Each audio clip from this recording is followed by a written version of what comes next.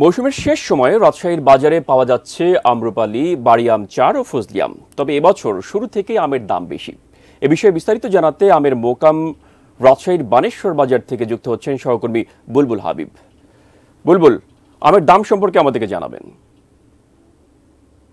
মেহেদি, আসলে আমরা রয়েছি রাজশাহীর বানেশ্বর বাজার। এটা আসলে রাজশাহী অঞ্চলের আসলে সর্ববৃহৎ আমের মোকাম। এখানে আশেপাশের জেলা থেকে উপজেলা থেকে আম নিয়ে এ বাজারে বিক্রি করতে আসেন আম চাষি, বাগান মালিক, ব্যবসায়ীরা।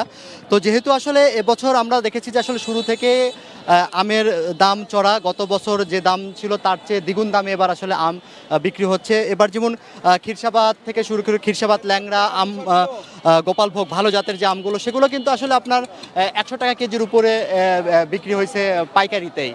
অর্থাৎ এই আমগুলো দাম বিক্রি হয়েছে। এবং এখন যেহেতু বাজারে মৌসুমের প্রায় শেষ পর্যায়ে, এখন বাজারে পাওয়া যাচ্ছে আপনার আম্রপালি, বাড়ি আম ৪ এবং ফজলি, আশিনা জাতীয় আমগুলো পাওয়া যাচ্ছে বাজারে। তবে আমরা আজকেও দেখলাম যে বাজার ঘুরে দেখা যাচ্ছে যে আসলে আমের দাম বেশ চড়া। বিশেষ করে আপনাকে যদি আম্রপালির কথা বলি, 3600 থেকে 3800 টাকা কেজি দরে আম বিক্রি হচ্ছে। গতবার যেটা আসলে আপনার 1800-2200 টাকা দামে কেজি মানে মনে বিক্রি হতো। এবং ফজলি যেটা এখন বিক্রি হচ্ছে 2600-2800 টাকা মনে, সেটা আসলে গতবার আপনার 1200-1300 টাকা মনে বিক্রি হয়েছে। এবং বাড়িয়াম 4 যেটা, সেটা আসলে 3200 থেকে 3600 টাকা মনে বিক্রি হচ্ছে, যেটা আসলে গতবার 1800 থেকে 2000 এরকম দামে বিক্রি হয়েছিল। অর্থাৎ হচ্ছে প্রায় দ্বিগুণ দামে আমগুলো বিক্রি হচ্ছে। তো আমরা আসলে চাষিদের সাথে কথা বলেছিলাম যে আসলে কেন এই আমের এই অবস্থা।